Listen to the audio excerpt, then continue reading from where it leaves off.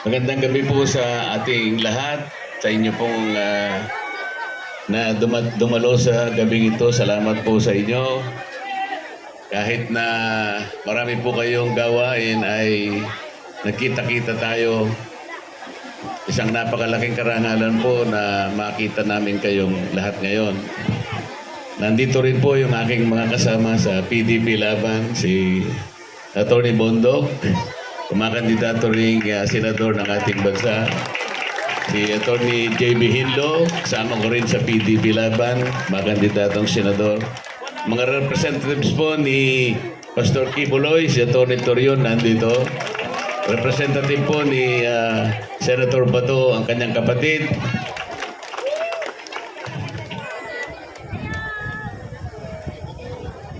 Ang representative po pala ni Senator Bongo, si Tatay Digong.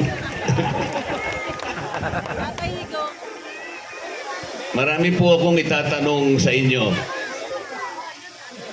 Sasamantalahin ko po ang pagkakataon sapagkat nandito kayong lahat.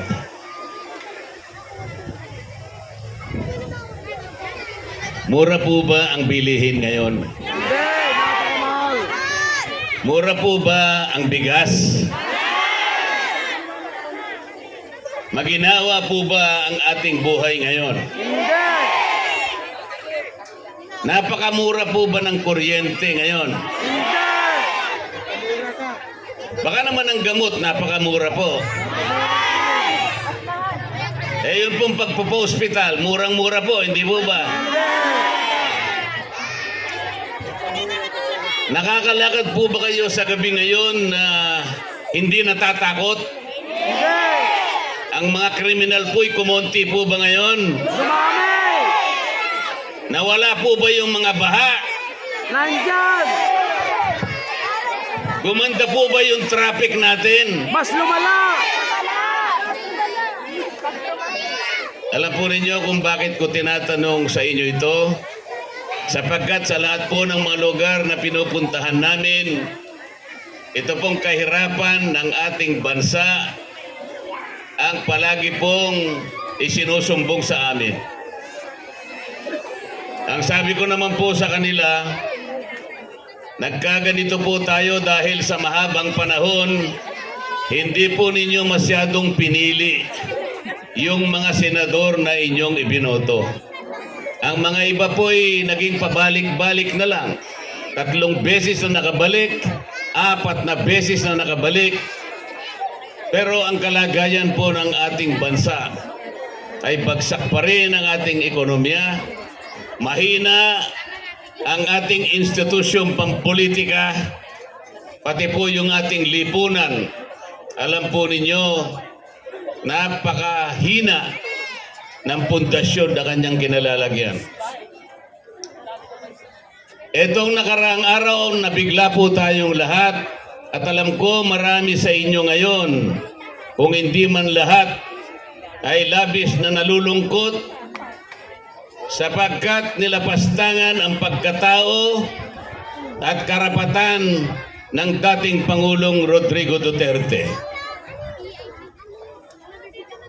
Napakahirap pong tanggapin isang Pilipino, isang naging dating Pangulo ng ating bansa. Ni isang kaso po ay walang isinampa laban sa kanya dito sa ating bayan. Wala po silang isinampa anumang kaso, anumang habla. Mula nung siya'y nanungkulang mayor hanggang siya'y maging Pangulo ng ating Republika. Kamukat-mukat mo, bigla na lamang siyang dinukot. Bigla siyang nilipad sa isang malayong bansa. Malayong-malayo sa atin ngayon. Nag-iisa siya. Walang kasalanan. Ipinagkanulo ng sariling pamahalaan.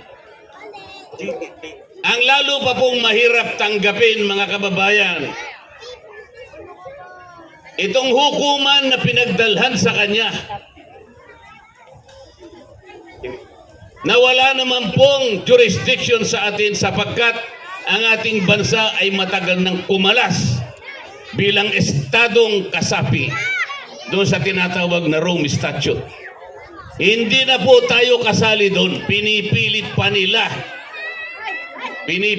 nila na usigin at hatulan ang isang taong walang kasalanan.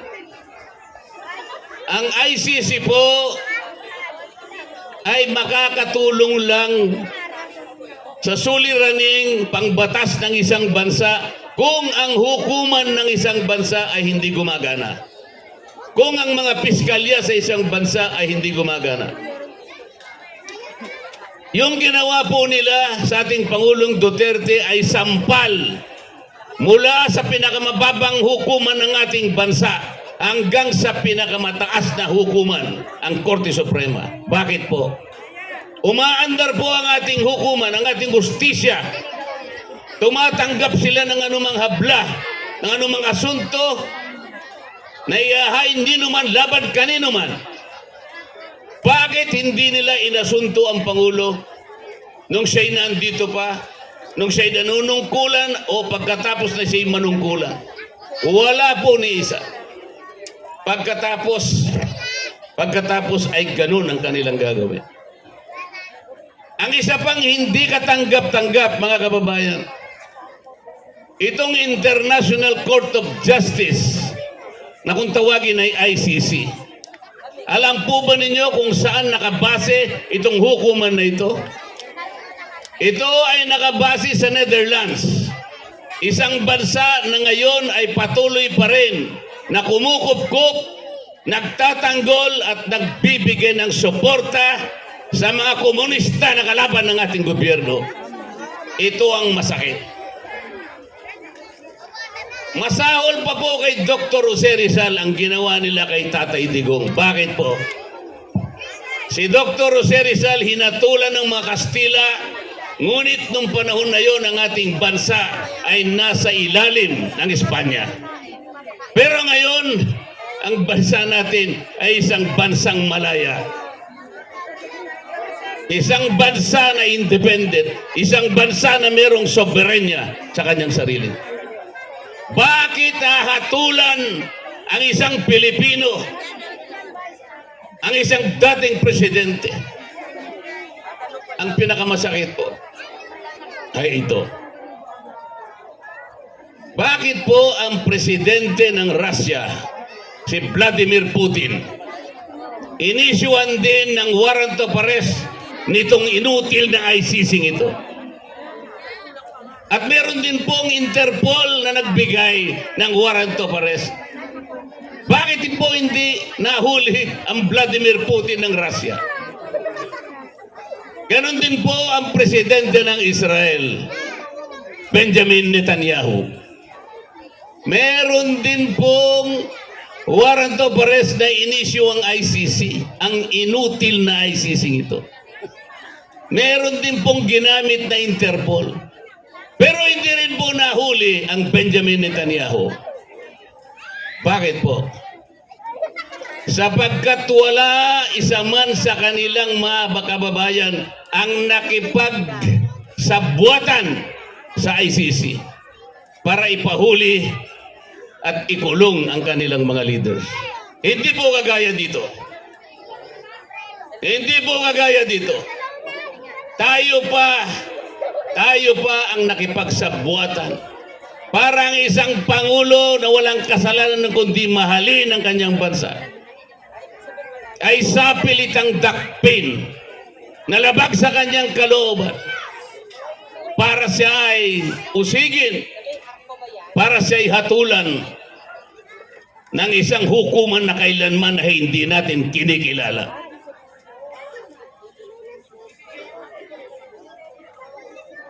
Isipin po ninyo kung ano ang demandang pinasa sa Pangulong Duterte.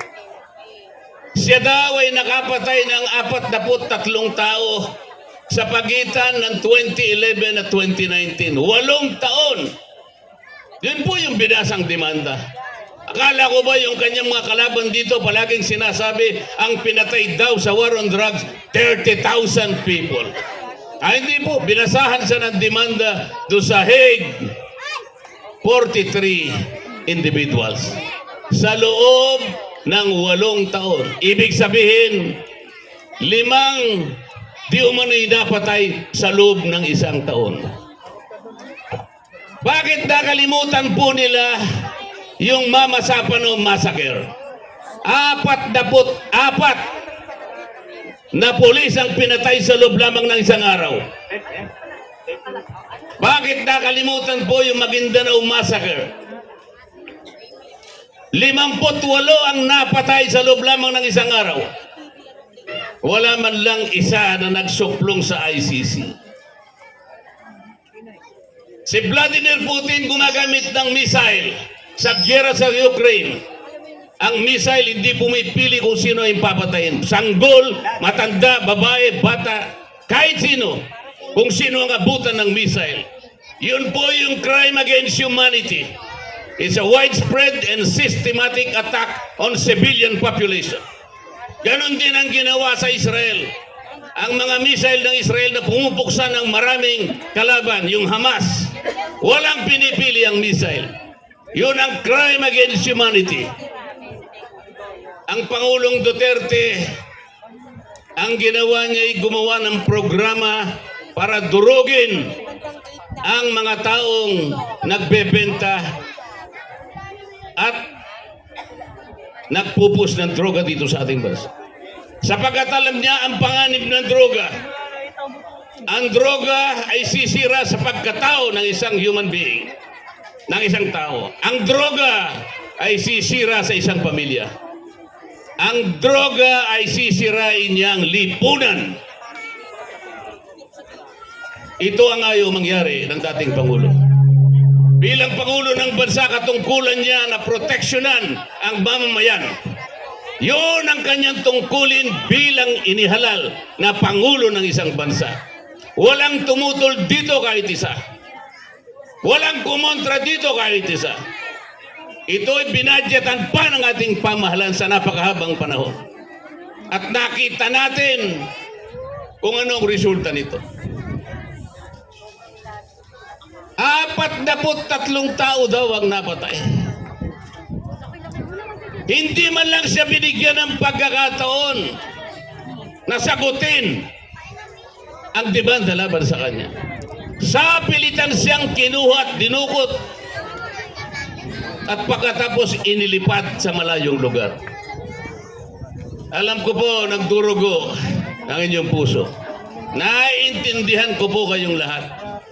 Huwag po kayong mawawala ng pag-asa. Huwag na huwag kayong manghihina ng loob. Alam po natin, makatarungan ang Panginoon Diyos. Darating po ang panahon, may tatama nating lahat ang maraming kamalian na nangyari at nangyayari pa sa ating bansa. Umpisahan po natin sa susunod na Mayo. Magkakaroon po tayo ng eleksyon. Tandaan po ninyo yung mga sinabi natin. Kilala po ninyo kung sino-sino yung mga senador na kumakandidato. Yung nasa kabila, hindi man lang kumikibo. Hindi man lang sila nagalit sa ginawa sa dating Pangulo. Walang kibo sila. Sapagkat kahit papano, sangkot sila doon sa layunin na tanggalin o dalhin sa ibang bansa ang dating Pangulo. Sangkot din sila o may kaalaman din sila sa pag-i-impeach sa Vice President. Kapag ka po sila ay nanalo, maliwanag pa po ito sa sikat ng araw. Kapag ang team na yan ay nanalo, tuloy-tuloy na po nilang tatanggalin ang Vice President. At maaaring hindi na rin makabalik ang Pangulong Duterte dito sa ating bansa kapag sila ang nanalo. Sa makatuwid, sinisimplify ko na po sa inyo. Kung gusto ninyo na lalong tumaas ang presyo ng bilihin, lalong humirap ang ating buhay, lalong humina ang ating institusyong pampolitika, matatanggal ang Vice President, ikukulong nila Pangulong Duterte, iboto nyo ang team na yon. Gusto nyo ba? Hindi! Ngunit meron po kayong magagawa.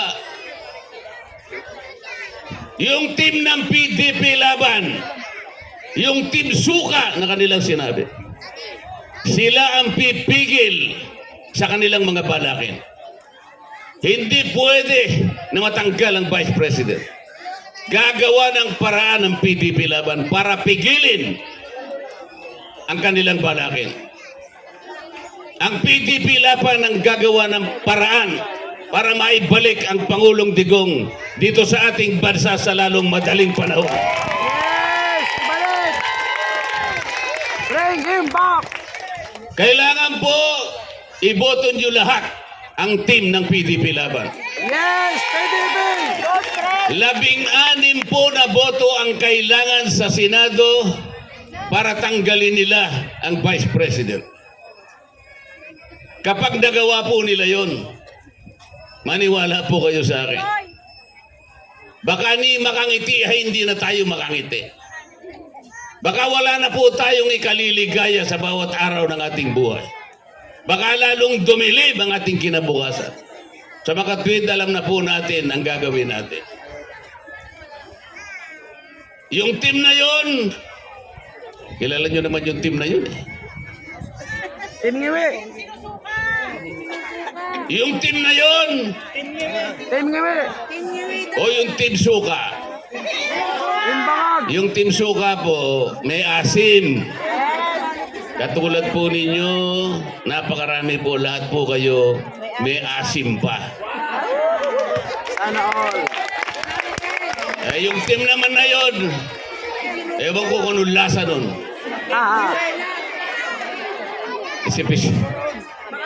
Isip-isipin naman ninyo. Ewan ko kung madi-describe ninyo yung team na yon. Ang sabi nila tingnan po ninyo yung record ng aming team. Wow! Mario Joseph na record. Anong record?